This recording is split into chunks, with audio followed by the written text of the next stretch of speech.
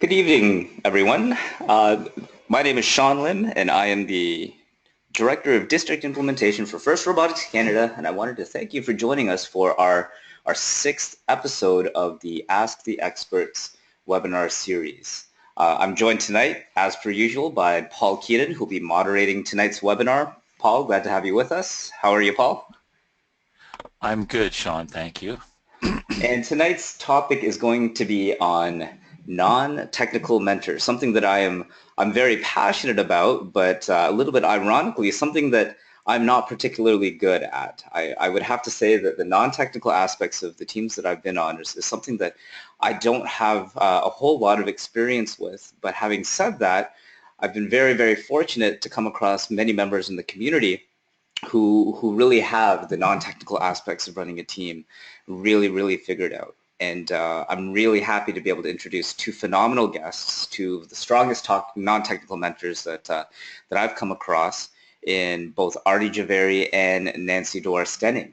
And so, first of all, to introduce you to Nancy Dewar-Stenning. She is a mentor for FRC Team 1305 up in North Bay, the Near North Student Robotics Initiative. Nancy, how are you this evening? I'm very well, and I'm happy to be here. Thank you. We're super glad to have you on as well, Nancy. And also joining us is Arti Javeri, a mentor for FRC Team 1241 Theory 6 out of Rick Hansen Secondary School in Mississauga. Arti, how are you doing this evening? I'm good. Thank you, Sean. Glad to be here. And so normally I do a little bit of a more lengthy introduction for our guest panelists, but looking at our schedule, there's really so many awesome things that non-technical mentors can do to help an FRC team that I wanted to kind of cut to the chase and just kind of kick off the very first question for both Arti and Nancy, because we'll get to learn a little bit about what they do on their teams and sort of tackle the question, how can non-technical mentors help an FRC team at the same time? And so for Arti, I'd like to pose this one to you first, and then we'll swing this over to Nancy. But Arti, I'm actually dying to know because I've always been curious how both 1241 and 1305, what goes on behind the scenes? What does Arti Javeri do on 1241? What's the role on your specific team? And maybe you can kind of step us through, a typical FRC season, just I know you won't be able to name everything, but what are some of the things that you personally are involved with, driving or spearheading or nudging along on 1241 throughout the season? Thanks, Sean. So in terms of my role, I actually got connected with the team, I guess 8 years ago, and I currently help the business administration and the award section of the team. Been there in terms of being able to get the students aligned to some of the daily tasks that are required from a business perspective, outreach perspective, and also help them then at the end of the year plan for the awards and applying for all of the awards. In terms of a typical season for 1241, as like any school, you start the new year with September when the school opens up, and the first thing that we actually get involved with our team is making sure that our grade 9s who come into the school are, have the knowledge about the program and are able to understand what robotics is, because for a lot of them it might be something new, and just geographically in the area that we are in, we get a lot of new students coming to our area. So giving them the information about what the club is very critical in terms of getting recruitment or being able to get newer, younger students into our team. Amazing. So right off the bat, right in September, so just at the beginning of the answering. season in September. Oh, sorry, I didn't mean to interrupt, but just getting the word out, what is robotics? Because most people don't even know what this whole robotics thing is. So a great way to get involved right in September. But I'm sorry, Right. Arti, keep going. I didn't mean to interrupt, but there's still more to the season. Oh, there's a whole lot, yeah, and so just the starting, like I said, grade 9s, getting them informed, and then actually having information sessions with a lot of different audiences from the school. We invite our the teachers, the students, the parents. We have different information sessions just to make them aware of the club and to be able to understand what Team 1241 is about and why they should be part of the team. I'm sure, Nancy and Sean, I'm sure most schools probably have an information session right at the get-go to be able to give information to the students on what what they should look forward to in the next coming year. Typically after that, going through the months, the fall months, we recruit a lot of students, we build a team, and then from that team we start developing and getting them engaged in a lot of workshops because they have to be able to learn really what requires to be learned throughout the season, whether it's outreach, whether it's taking part in mechanical workshops, design workshops, just understanding really what the team's about, a little bit about our history, getting to know who we are is what we focus on in the first couple of months as they join in. A lot of team building activities just to be able to get the students working together so that they know each other and then they have a close-knit bond, I guess, just right before the build season so they can work together as a team in a more, I guess, with the dependencies that we have at the season, this kind of helps build that or bridge that gap. I don't know, Nancy, if you have any thoughts about how the beginning fall season goes. I mean, that's typically what we focus on is the outreach piece, the building the team dynamic, making sure team sticks together, works together, and understands the history of the team to be able to actually run through our build season. That's awesome, Arti. And actually, we will swing this one over to Nancy, particularly, I guess, at the start of the season, which is where we're at right now, Nancy. What is your involvement on the team? What are the types of things that you're spearheading kind of around this time? Oh, okay. Did you want to know my roles on the team? Or yes, absolutely. First? So why don't you open up with that? My apologies, and then give us a little overview of what you're up to. Yeah, I'm a mentor advisor for our team captain, and each of our key leaders on the team has a personal mentor advisor who supports them in achieving their deadlines, sounding board. It would be our role to say, hey, did you send out this invitation, that kind of thing. I'm one of the 7 management mentors on our team. We have about 20 mentors at any given time on the team, but 7 of us are highly involved core people, and we're the management mentors. I'm one of the main contacts for the team, so if someone emails us to find out about how do I start a team or how do I get into a Lego team or something like that, then I can respond to that and direct them correctly. I'm heavily into coaching the essays and awards, just as Arti is.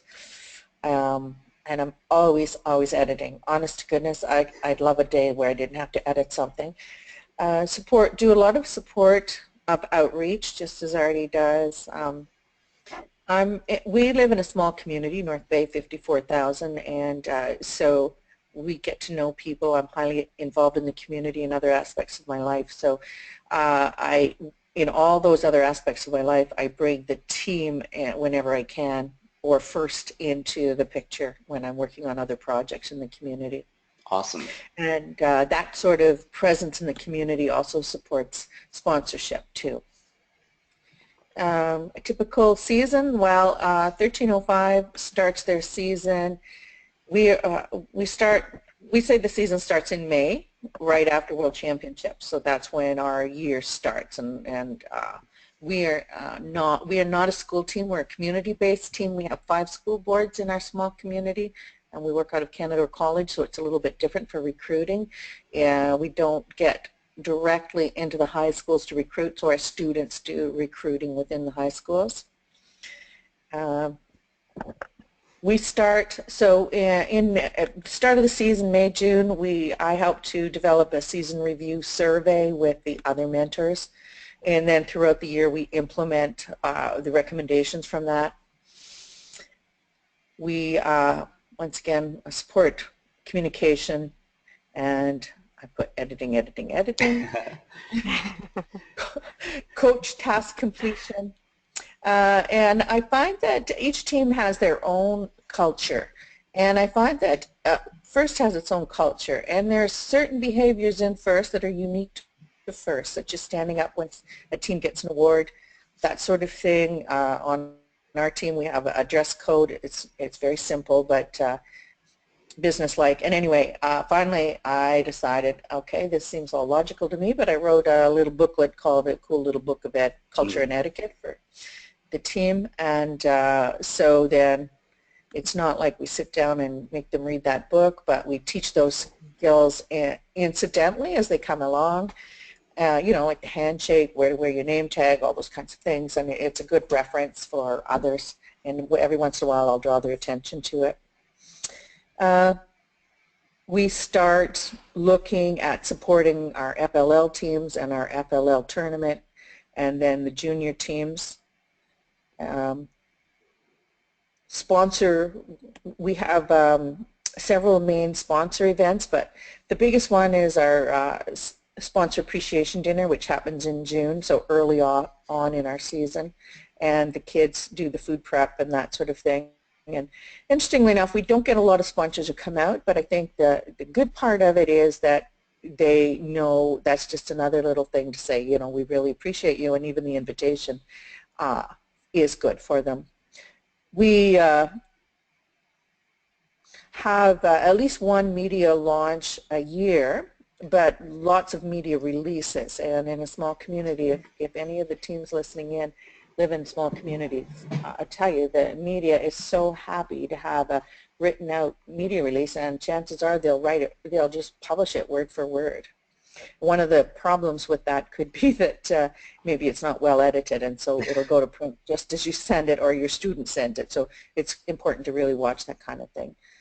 Okay, well, thank you so much, Arti and Nancy. Holy smokes, that's a ton of stuff, and I'm sure there's even more there that we weren't able to cover. But in terms of the non-technical stuff, there's yeah, between recruitment, media releases, sponsorship, supporting the younger teams, there's a lot that definitely you guys are doing and can do.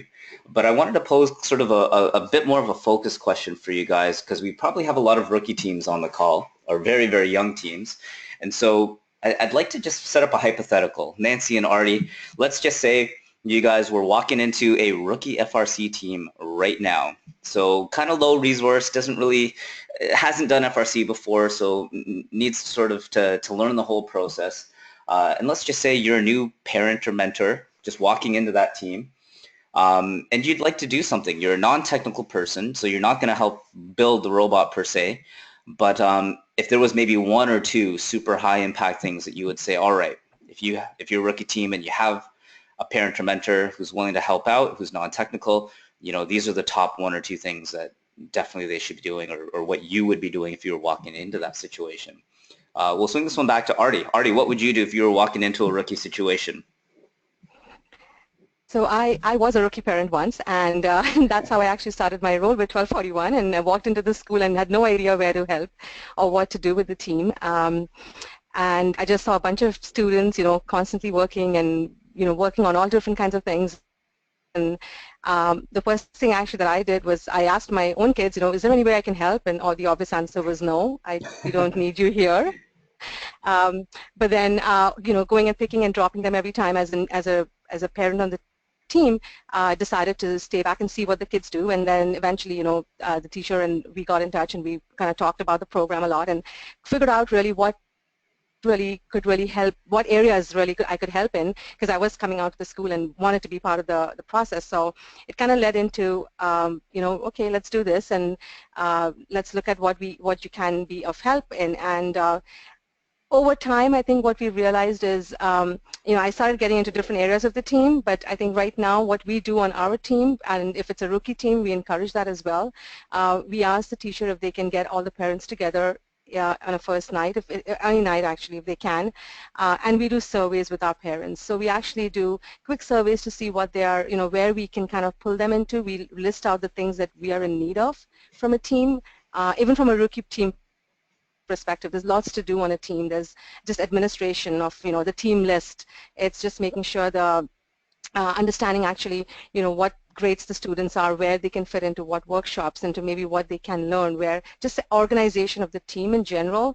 Sometimes a parent that, you know, is good with Excel or just spreadsheets maybe might help in, you know, organizing that piece for the teacher. Some other areas that we found are good for rookie parents or for a rookie team, for rookie new parent coming into rookie team would be asking, arrangements, travel arrangements, or getting students from, say, the school to an event, an outreach event, or maybe to just driving them around to making sure that they are dropped off at an event, making sure that maybe the teacher, if they need any parts, can there be a couple of parents that can be runners for the teachers, because the teachers have to be at the school all the time with the students. So things like that, if you kind of have and sit down with the teacher and discuss what the items that they can help with, simple things like I said, runners, creating schedules, helping out with administrative stuff, organizing the STIMS list, which is kind of essential in the first few months of when you start up a team. Getting all of the small nitty-gritty things out of the way and helping the teacher I think makes a huge difference in what the teacher then can spend their time on with the students. So those are some of the tips that I hope were helpful, and we usually encourage a parent meeting to start off with, just to be able to grab some of the parents that can actually help out in some of these roles. Very, very nice, Arti. So I'll just recap. The first one was organizing a parent meeting just to figure out who the other parents are who might be willing to help as well, and figuring out what their skills are. That's a huge one. Speaking from a teacher standpoint, that would have been an amazing help, just to figure out who the other parents are who are interested, because I'm not sure if, that's not such a straightforward thing.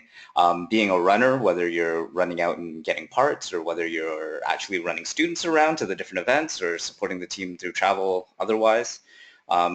Two particularly amazing things. And then the last one that you mentioned was STIMS, which I don't think a lot of rookie teams are that familiar with, but STIMS is the student and parent online registration system. And so every single student that participates in FRC has to register on this system called STIMS, and all the teachers or lead mentors will get that information out to the students. But in addition to the students registering, the parents also have to register, and they have to sign an online consent form that's linked to the student, and the process isn't necessarily super straightforward. And so even having a few parents who are a bit more tech savvy, knowledgeable with that process, helps out a huge amount. Nancy, if I can swing that same question over to you regarding if you're walking into a rookie team situation, what are maybe your top one or two items in terms of what you would do to help that rookie team from a non-technical standpoint? Arti had some great ideas. One thing that I would suggest, if you're walking in and people are saying, no, we don't need any help, have a camera, take lots of pictures, photo journal the journey of the team, and that will start you on documenting your team's history, which is very helpful for judged awards and that kind of thing. And maybe even start a binder of those photos and get them into social media, because that's going to cue you when you are preparing documents. I also think provide opportunities to build your students' portfolios, and that's what I call finding these kids that are really bright that could potentially be Dean's List kids, and give them opportunities for leadership and work with them and point them in the direction of something that's going to help them with scholarships and Dean's List and that sort of thing. And and then everything that Arti said, that's excellent. Amazing ones again. And so just to recap once again, if you happen to have a penchant for photography or media arts or video, going in and just photographing or documenting the entire process, which will help you. It'll pay you back tenfold when it comes time to get more sponsors, or if you just need to sell the program to more students to recruit, or to parents, or to even administrators to get more backing from the school. Amazing to be able to develop all that media. For sure. And then even just as a mentorship role, working with the students just to help them identify what their strengths are so they can get the most out of the program. And you mentioned Dean's List students in particular. The Dean's List is an award that goes to the top students in the program, and they're nominated by mentors. And so that's a hugely fulfilling process as well. So thank you, Arti and Nancy. Some amazing suggestions right off the bat for our rookie teams in terms of, based on your experience, what are some of the high-yield immediate things that non-technical mentors can come in and do. We've mentioned a lot of different ways to help your team, though, but I just wanted to point out something called Nemo, which is a non-engineering mentor organization. It's a group of non-engineering mentors who've come together, and they've created a website, a very nice website called firstnemo.org. And if you go to the website, it's not particularly flashy, but there is a wealth of knowledge for non-engineering, non-technical mentors here. And I've just clicked on resources, and there's actually one of these links here is called Roles Where Parents Can Help Your First Team.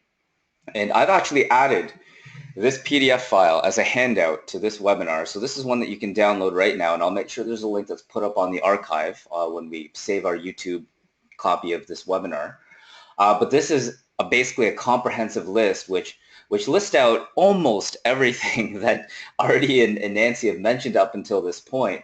And actually this list is, in my opinion, has been so good that I think it's actually worth going through some of the more popular ones that we've seen out there. And so just wanted to fire off that link to you and let you know about Nemo and that list of roles. And so that link will be available.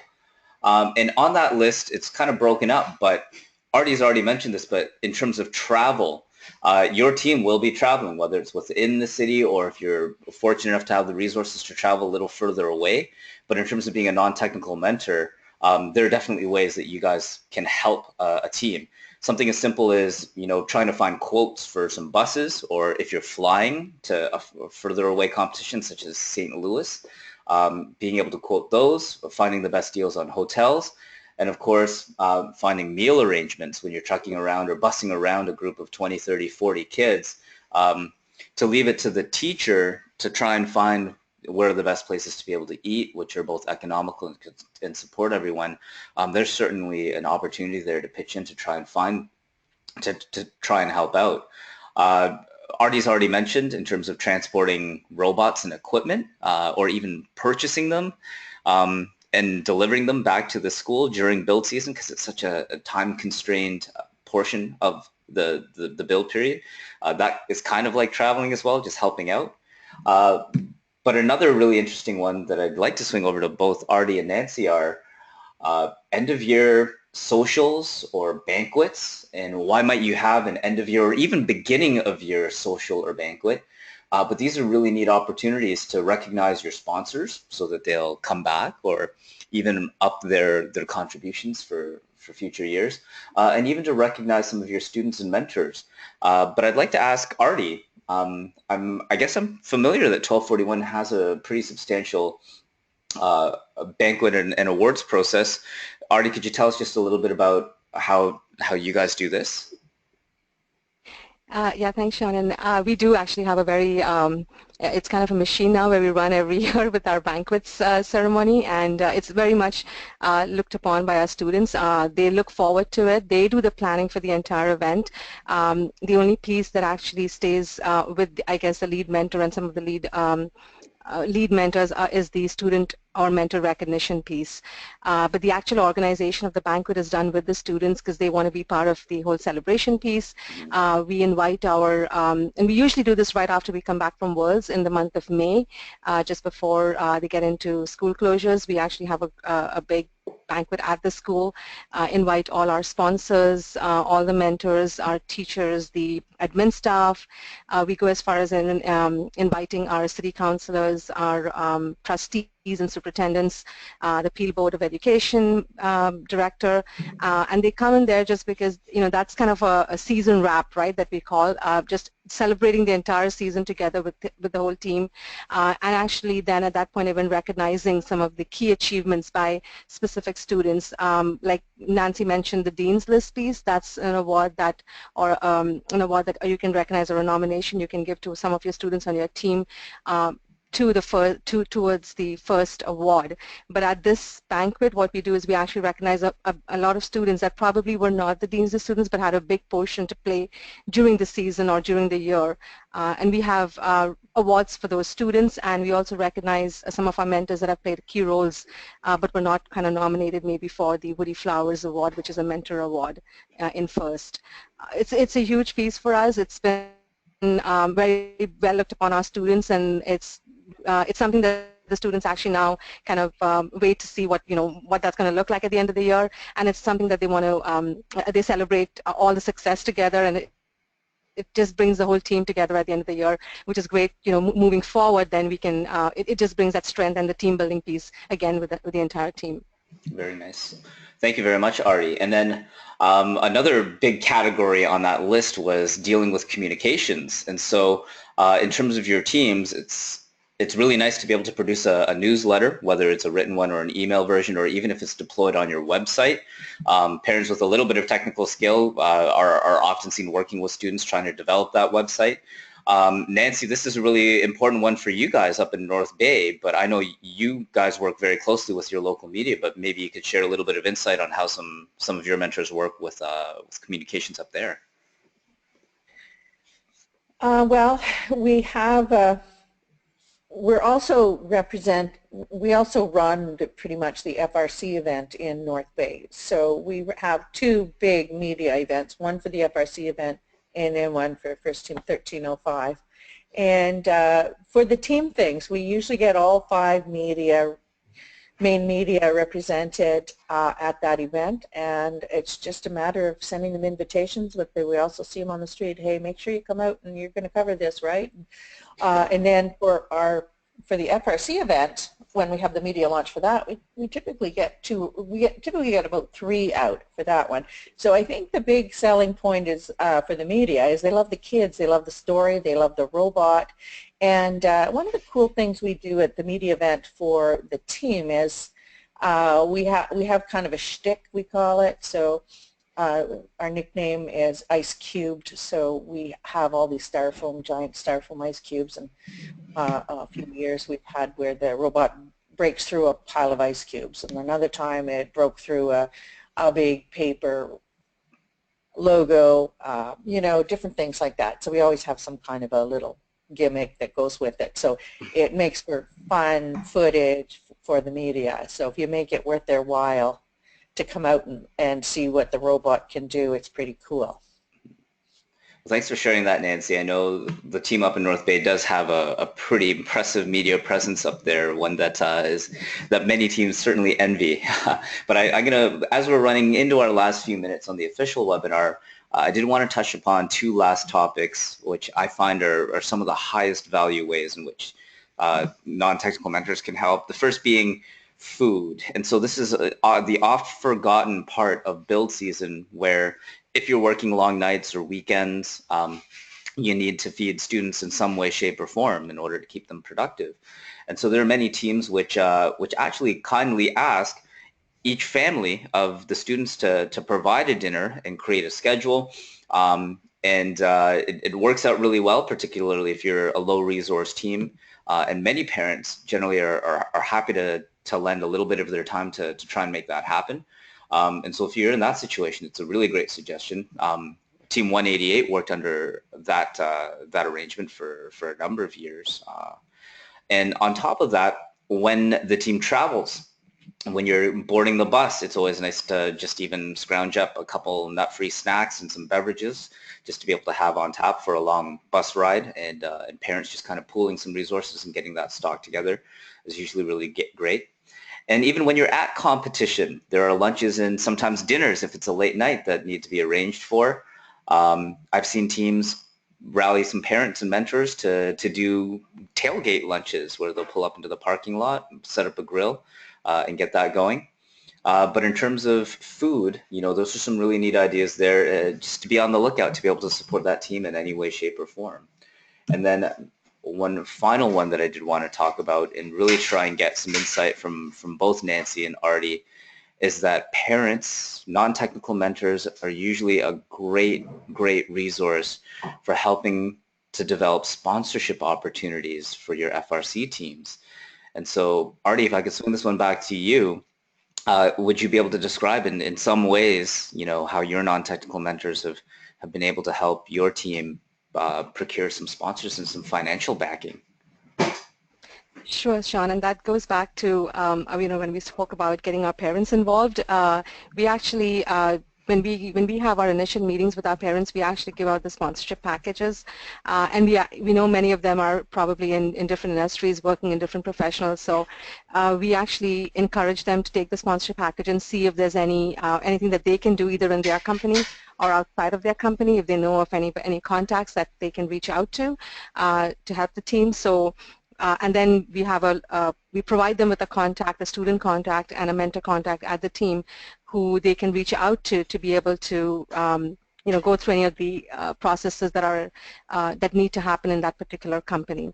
That's one way that we reach out to making sure we can at least try and reach out to the general public to see where, or our own students and our parents to see if there are any sponsorship opportunities there. The other piece is we have a student group that actually is dedicated to sponsorship, so they'll reach out to different companies. We have a formal letter and we have a sponsorship package that was prepared by students and it really all it has is it talks about why we need the funds. It talks about what the funds would be used for, what the budget looks like for the year, and what exactly do students actually get out of this, like from our current sponsors, and what we can in turn give back to them. And the students actually then start either emailing. One year we even did cold calling because we were in dire need for sponsorships. So at some point I know we had a bunch of kids sitting in a room and we had a script, and students actually called out companies, and we actually got quite a lot from that year, which was very it was very interesting to see how the students reached out to them and we could actually get something. So it was really cool to see that to see that process work. And since then we've got like a committee that manages the sponsorship piece of that. And then on a regular basis, once we do get the sponsors in and once we have them either give us either funds or materials or sometimes even food vouchers. We've got like Subway giving us a couple of free coupons that we use for different areas in the team. Sometimes use it at the banquets as free giveaways. We do different things with our sponsors, so we get all of that back, and we actually then invite them, like I said, to our banquet or recognize them at different times of the year to be able to give back to them what we've got. We have a very extensive sponsorship package that goes at different levels, from all the way from I guess bronze to gold to platinum, and they are all different levels, so we can kind of categorize them and what they get for each of those areas. Amazing. Well, thank you so much, Arti. Nancy, we're actually right at the end of our time, but I wanted to let you have the last word. I know Arti has covered a lot of ground, but in terms of how your non-technical mentors help your team with your sponsorships, is there anything else that you might have to add with that, or anything that 1305 might do a little differently? Arti's done a wonderful job on explaining what they do. We have cool degrees of sponsorship, and the name is consistent with the Ice Cube theme of the team. And so we have fun with it. And the beginning level is Blizzard, and it takes you right up to Ice Cap. There's Glacier in there, and all different things. Also, when the day we depart for World Championships, we have a potluck where we show off the robot. Of course, we don't unbag it. We don't have it then. We do show videos of the robot. We show the chairman's video, the chairman's presentation, and share a meal with our sponsors and our parents. And it's quite a relaxed, exciting moment. The politicians come out and wave us goodbye, and it's a lot of fun. And quite often when the bus returns home from championships, the mayor will be there waiting for us too. So in a small community, it's really well celebrated. All right. Well, thank you very much, Arti and Nancy, because that concludes our formal portion of the webinar. We didn't actually get a chance to get through everything that we had on the list, but I kind of knew that was going to be the case. I think you guys have done such a thorough job in terms of going through all of those topics, because I'll swing this over to Paul. Paul, I don't think we have any questions up until this point, do we, Paul? I just wanted to confirm with you. No, we have not had one question. It's been so thorough. We need to have these women on more often. I have to say, there's like a whole tome of knowledge here in terms of things that, that a non-technical mentor can do. But I don't want to give up the opportunity of having you guys on the call at the same time, because there's a few more things I know I personally would love to pick your brain about in terms of what else you can do. But, I think, Paul, we just got a question in. We did get a question. Laurie is in, I don't know where Laurie is, but he has a question, and it's good to see him on the webinar. He's in London. Thank you, Laurie. Types better than I do, that's for sure, faster. What are parents doing now? So at this time of the season, what are some of the things parents can be doing right now? Oh, great question. How about we swing this one over to Nancy first? What are your parents doing right now? Well, the Professional Engineers of Ontario North Bay chapter have asked for a newspaper article, and I've passed it over to another parent to do it, and that's part of her work that she does in her regular life, and she has all the media contacts, and she's an excellent person to do it. So, you know, that's the sort of thing we're doing. We're setting schedules for task completion. That's really important. We're setting the Christmas party. That's really important. And I'm sorry, I'm getting a call in right now. Not a problem. Arti, how about for your non-technical mentors on 1241? What are they doing right now? So right now we're actually preparing for, we actually run an FLL tournament at our school, and so we're actually getting ready to run that. We have about 15, 20 parents that are actually helping us run that event, along with about 60, 70 students. So it's a big event at our school. So that's the one thing that we're doing. We also, like Nancy mentioned about the newsletter, we also have a newsletter where we have one of our parents assigned to some of the students to send out the newsletter to make sure it goes out to to all our audiences. It just gives information about the team. We're also actually going to be having another parents meeting right just before probably end of November to discuss the build season schedule with the parents, so that parents understand the expectations of what that build season looks like and what it would mean for their children in terms of scheduling, because you know, they have to stay after school, and then that's the time we also bring in the food schedule. Our school actually has a extensive food schedule. We just go alphabetically by student name, and we distribute it to all of the parents every day from January to right up to Worlds, actually. And the parents just take turns on bringing in the food for students. We have 2 parents paired up each day.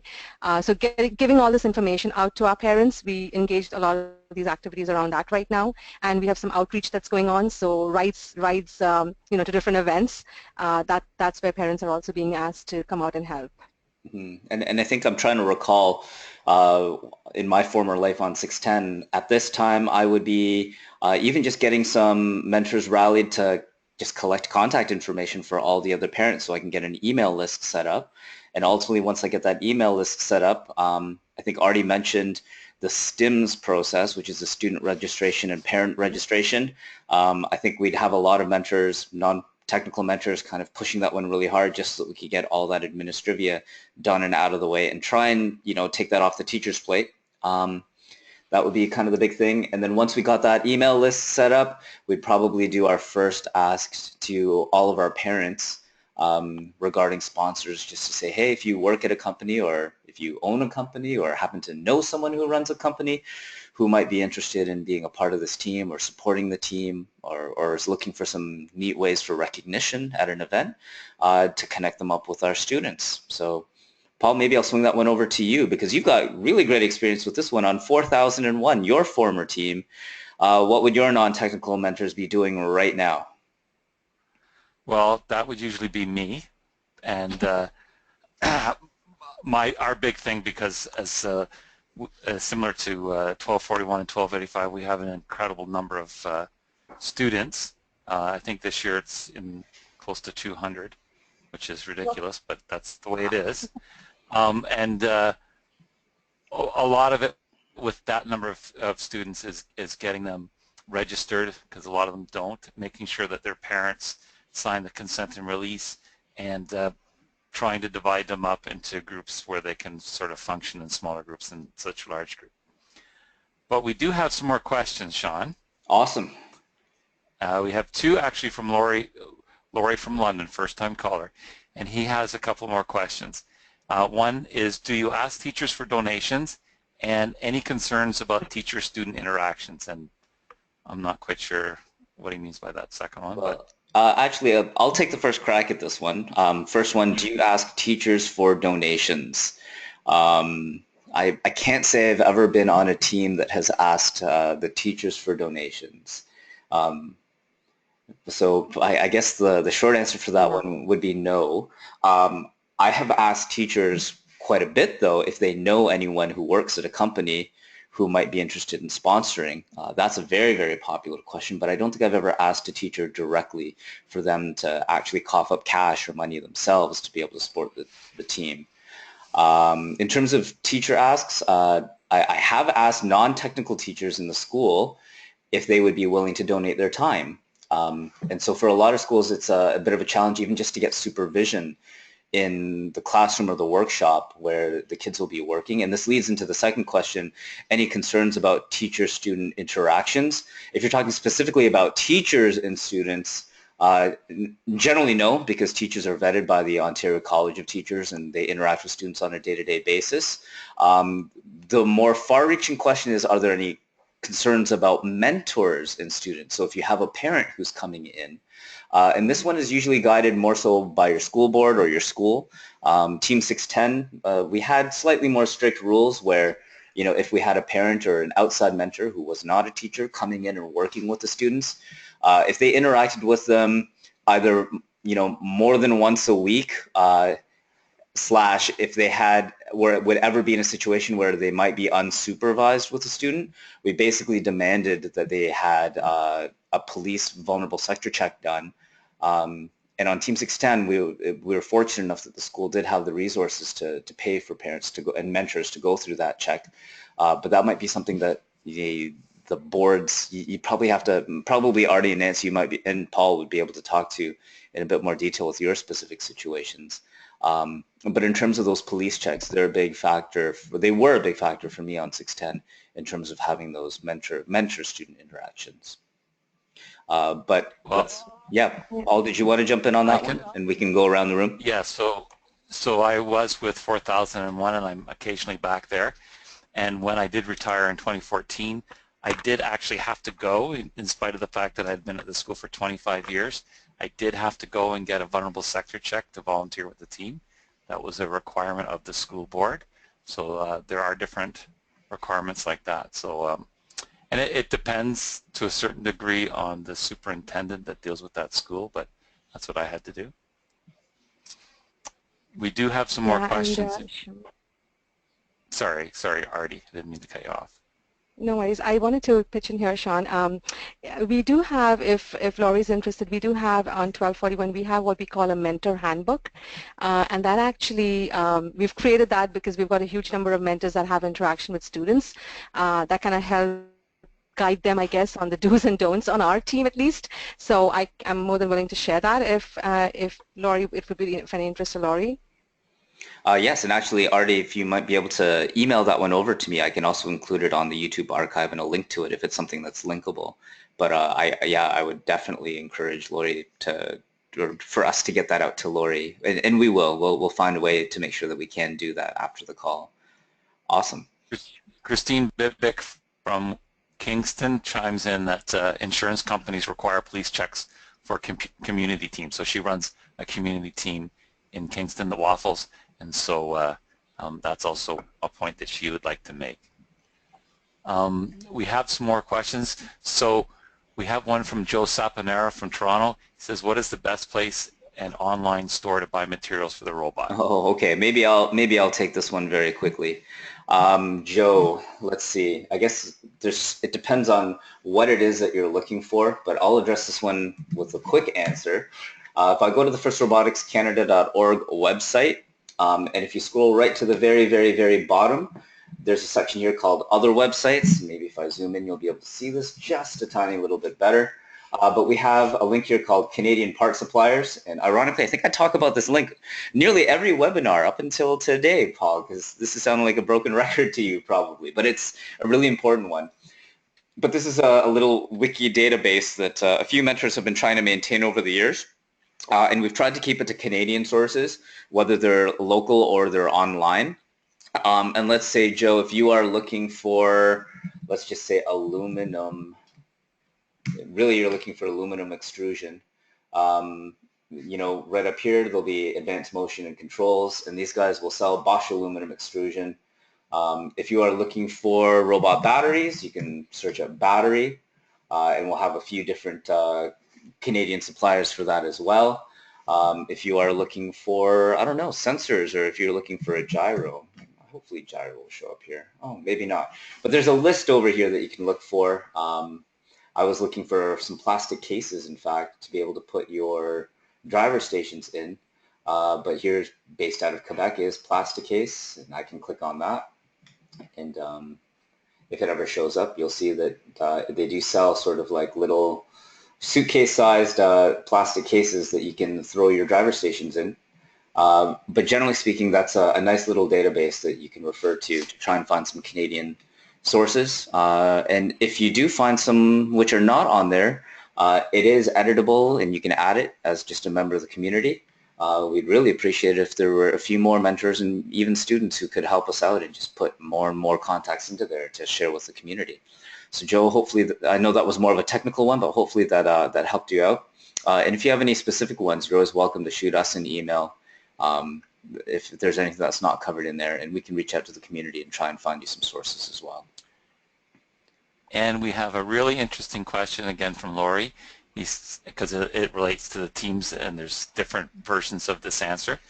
Do students pay a team fee, and if so, how much? Okay, this one I want to ask everyone because there's so many different opinions on this one, and a lot of people feel that it has different levels of effectiveness charging one. But on the teams that I've been involved with, so 188, 1310, and 610, we have never charged a fee on them. And so, but that is, maybe I guess that's the majority of teams, but I might be speaking too soon. But there are a lot of teams that do for a variety of different reasons.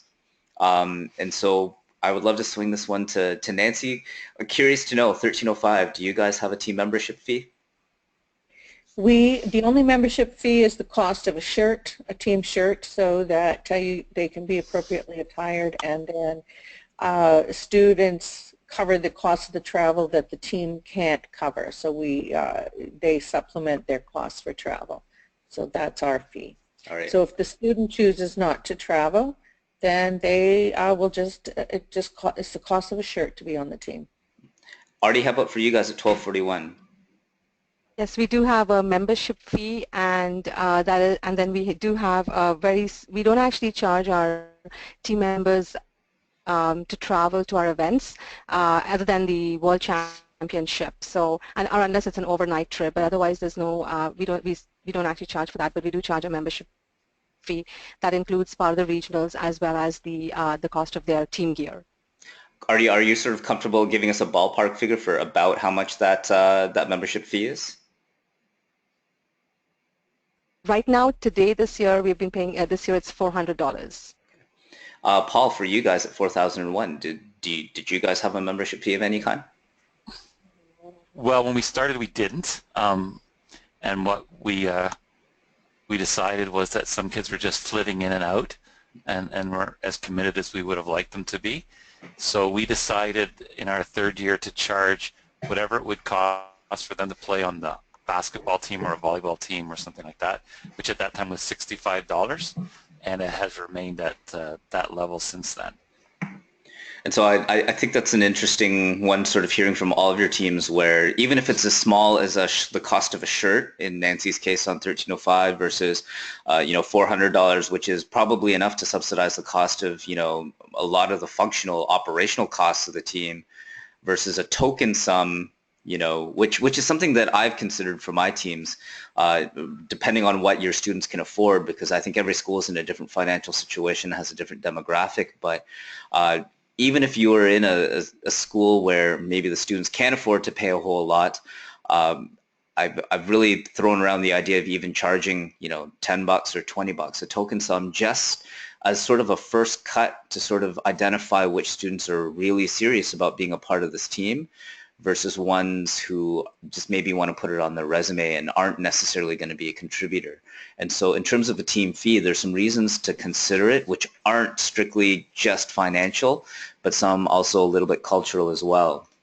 So hopefully that gives you some, that's a pretty broad range in terms of the four people who we have on the webinar. So I'm glad you asked that one. That's really, really interesting to me, just hearing from everyone. But great question. And we have another question, and I'm going to say it's from Candipan. I hope I pronounced that right. Will it be really important for parents to participate, and is it mandatory? Okay, well, the mandatory question we can clear up right off the bat. No, it is not mandatory for any parents to participate. And personally, I don't think it would ever be a good situation to try and make it mandatory, to say parents, you have to come and do this or contribute in some way, shape, or form. I don't think there's going to be too many differing opinions on that one, but I would love to hear from the other panelists. But is it really important for parents to participate? Here's a little perspective that I'll give to you. In FRC, there's a whole range of different teams, some of which are really, really, really successful, both on the field and off the field. And there are some teams who, you know, it's a challenge every year for them to find the funding to be able to compete, to be able to give their students a great experience, and to prevent their teachers and lead mentors from burning out. It's a difficult program to run. And I would say for the teams which can make that transition from a struggling upstart team to one that is really sustainable and running comfortably, one of the key indicators has been how the parents and outside mentors, non-technical mentors, are involved. How many of them are involved? How many of them you're able to rope in? And so I would say it's certainly not necessary, but if I could give a piece of advice to nearly every team, it would be to try and rope in, you know, even if it's just one or two to start off. You would be amazed just how big of a difference it could make to your team, particularly if they're really motivated parents. Nancy, I want to sing this one over to you, but how do you feel about, you know, mandatory parent participation? Is that something that you've come across before, or even just your thoughts generally on that concept? Well, we 1305 runs all the FLL and FLL junior teams in the area, and it is mandatory for parents to participate on those because we don't want that to be a babysitting service, you know. But in terms of the FRC team, parents are welcome, but I think for teenagers, quite often it's a breath of fresh air to do something without their parents, you know, and it's a chance for them to spread their wings and become more independent. And but we also welcome parents if they're showing, especially if they've got a particular expertise that we're interested in. That's always welcome.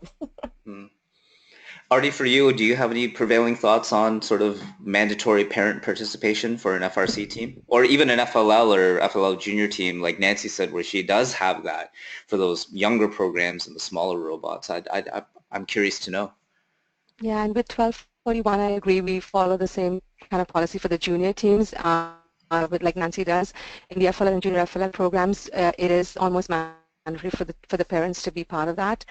For FRC, it's not mandatory at all. We encourage them to come out. The more they come out, being in the geographical area that we are, like I said earlier, we have a lot of new immigrants that come out to our schools, and for the parents to get integrated into the system and to get to understand the education system has been some of the challenges that we've faced. So therefore, we do encourage a lot of parents to actually come out so that they understand the system, they understand, and they can really see what the children are part of in this country. So it's a little I guess a different dynamic for us. We do a lot more on our parent involvement piece, just because we want the parents to kind of understand and see what their kids are doing at school.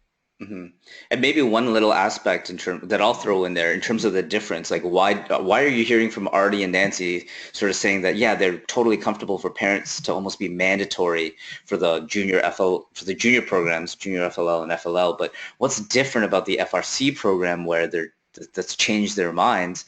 And I'm not going to put words in your mouth, but I think I have a perspective on this one where, you know, when you mentor and choose to be involved with an FRC team, it's actually a substantially larger commitment, at least in my opinion, than necessarily a junior FLL team or an FLL team, just because the scale tends to be a little bit more demanding. I think for a junior FLL or an FLL team, if you pop in once a week and you work with the kids, you know, that's probably pretty good.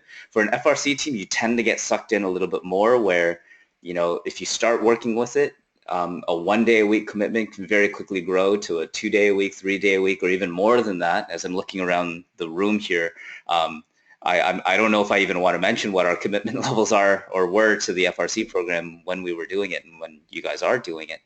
But it's a big ask. It's a bigger ask in some ways when you ask a parent to be involved with an FRC program than necessarily it was with junior FLL or FLL with the younger programs. Hopefully I'm not causing too much of a disagreement with you, Arti and Nancy, because I know you're very passionate about your FLL and junior FLL programs, but I think that's a bit of my perspective on that one. I have another question or two, Sean. from Lori again. How many teacher mentors do you have? And then he has a second question. Do you have Facebook, Twitter, and web page, and are they run by students, and are they teacher monitored? Okay, so speaking specifically about teacher mentors, and actually I'd like to hear about maybe parent mentors or non-teacher mentors as well, maybe from everyone who's on the webinar. But on 610, my former team, actual official teacher mentors, we had 4 on our FRC team, and I felt that that was a really strong number. I think that's a little more than most schools would have. What's a little different about Team 610 is that we didn't have that many non-teacher mentors, so outside parents and outside engineers. I'd probably say we on an active basis, we might have only had 3 or 4. So yeah, those were probably the numbers that we were running with. And, you know, we ran a world-class team, but you'll probably hear some very different breakdowns from the other panelists. Paul, let's go to you next on 4001. What were your teacher and even non-teacher numbers for mentors? Well, we've never had a large number of parents. We had probably 3 or 4 max at one point. We had last year 2, a husband and wife team that were great, and there were a couple of on the peripheral. In terms of teachers, again, it varies. We've had as many as 6, and last year I think there were 3 consistent, and I hear there are 4, maybe 5 this year. Very nice. And Arti, let's go to you. 1241. This is a really interesting one for both of your teams, in fact, because I don't know if I've ever asked this question before or really gotten a good idea for what your numbers are like for both your teacher mentors and your non-teacher / parent mentors. So we actually have been very lucky with, I think, with our mentors here, we have 1 teacher mentor that's in school, that's our lead teacher mentor. We have 1 retired teacher that comes out to do our administration stuff. So we have 2 in total. And then we have about 7 active parent mentors. So they're actually working with students on a day-to-day basis. We have another maybe 10 that are doing other activities on the team in terms of supporting it. Mm-hmm. Plus then we have our alumni, so yeah. Right. It's a big number for us. It's an incredible number. It's a great number, and I wish we could build more teams with that kind of mentor support, because it certainly helps the quality of the program that the students are exposed to. Nancy, how about for you guys?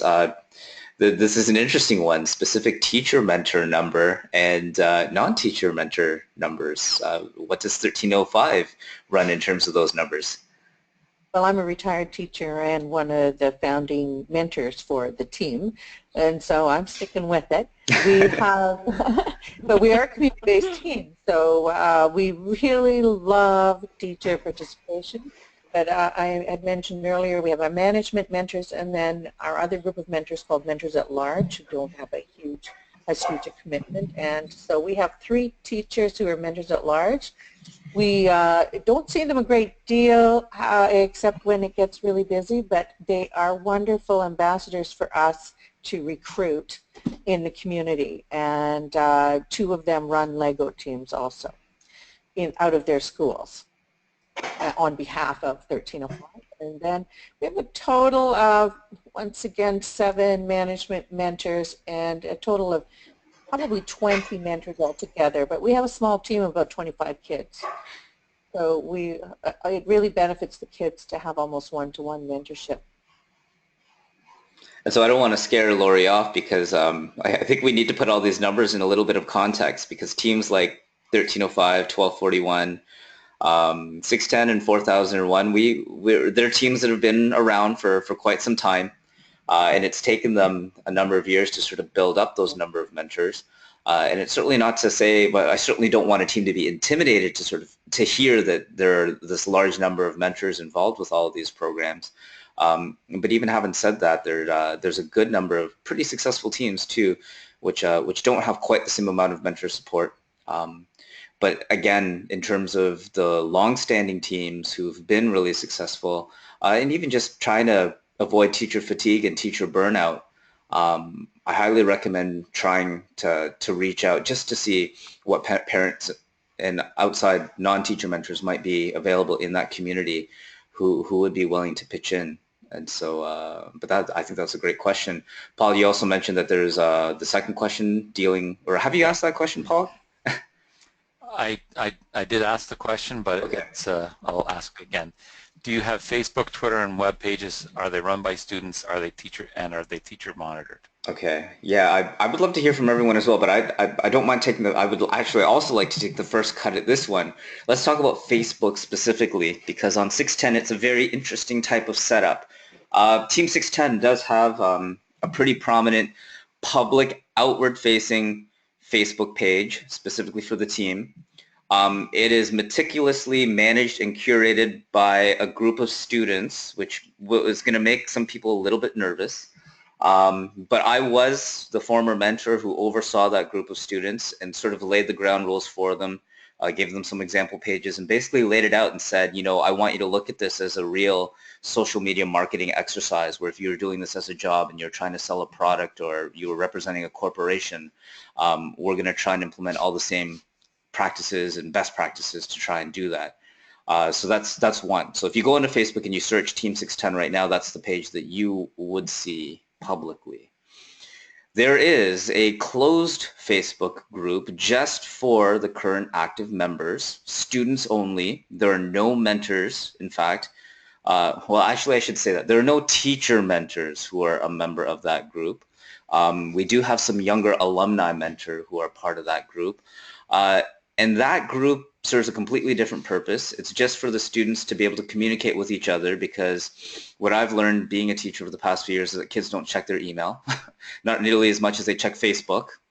And so ironically, communication out to the students actually is pretty effective through that, where the teachers and the mentors will send a communication to one of our senior students, and the senior students will just put that onto the Facebook group, and it'll magically make its way to all of the students. And so we have two Facebook presence, one outward facing in public, one very, very private and inwards, where the kids just communicate with themselves. And that's actually where they'll brainstorm all their super secret amazing ideas for the robots and such.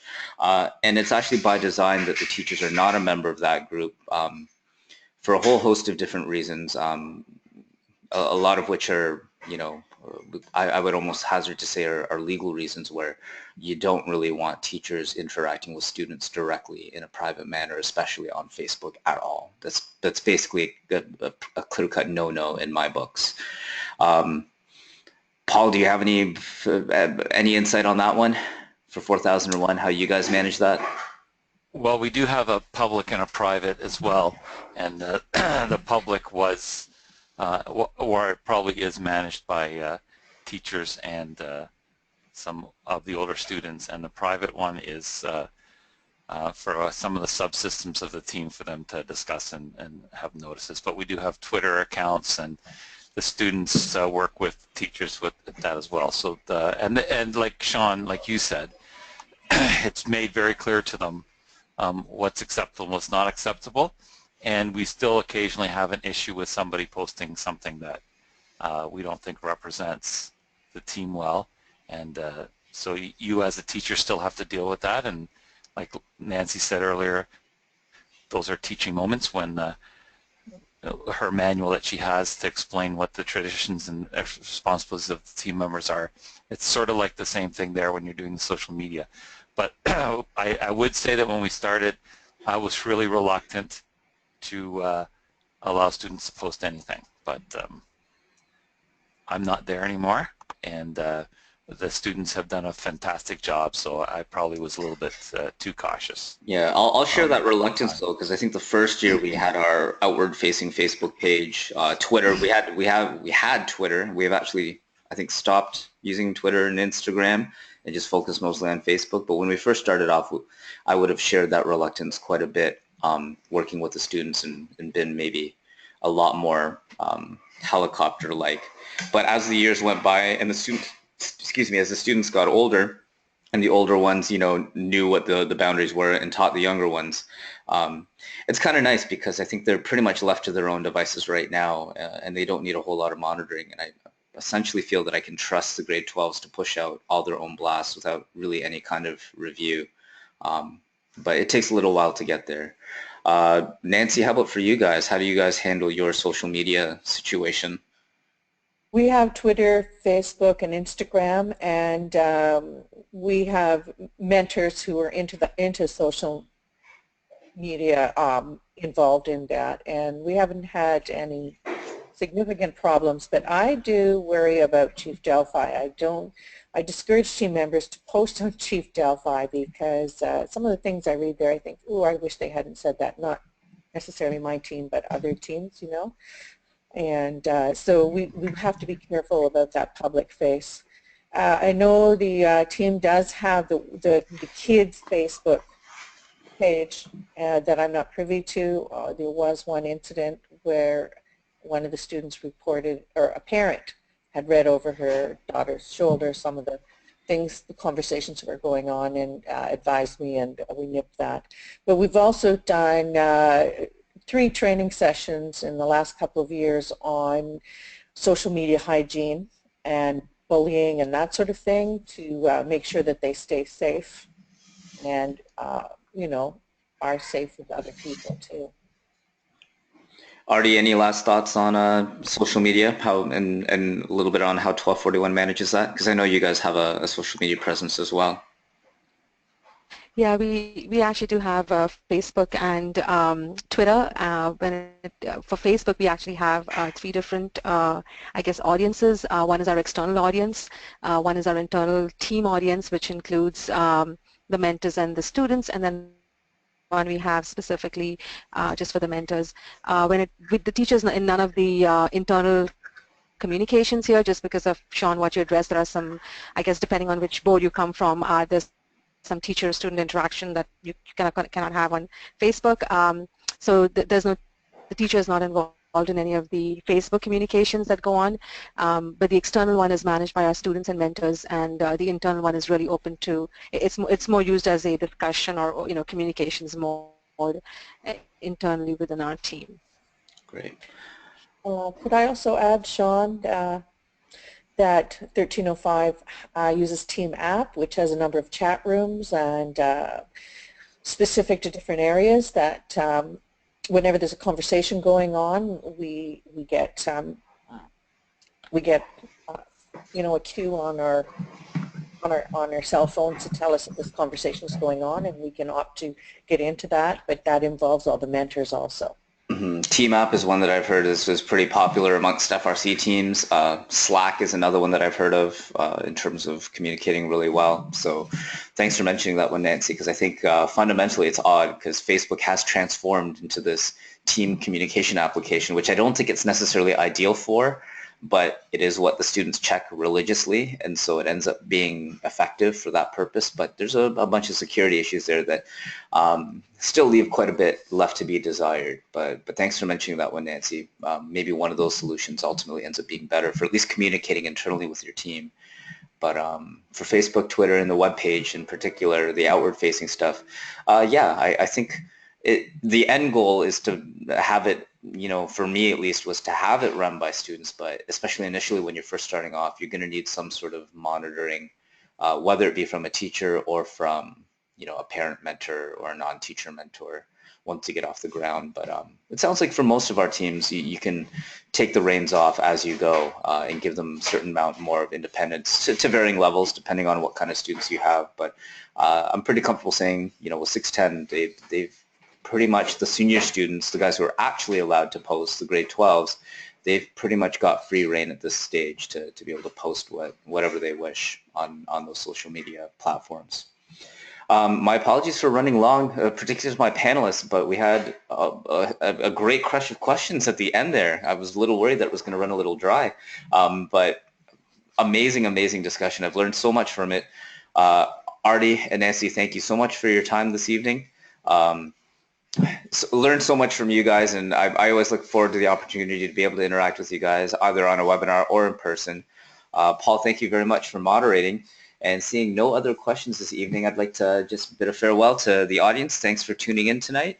And make sure that you do join us next week, where the topic of our webinar is actually going to be quite technical, but computer-aided design. And just by registering for the first robotics competition, you are actually given the ability to download licenses for SolidWorks or Autodesk Inventor or Fusion 360 or PTC Creo, some industrial strength computer-aided design programs for free. And so huge value there if you've ever wanted to learn how to do computer-aided design, or if you've thought about bringing it into your classrooms or onto your team. That's definitely a webinar that you're going to want to tune in for. But thanks everyone for tuning in, and have yourselves a great night. Night. Right.